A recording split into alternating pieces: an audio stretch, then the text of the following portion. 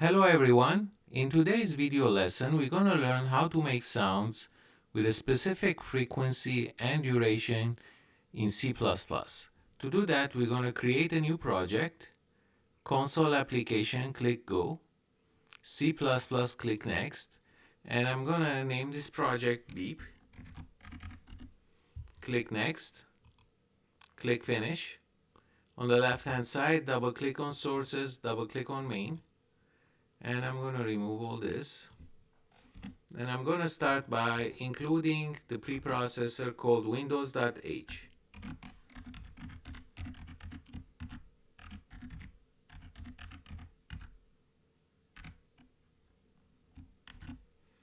And in main, I'm going to declare beep.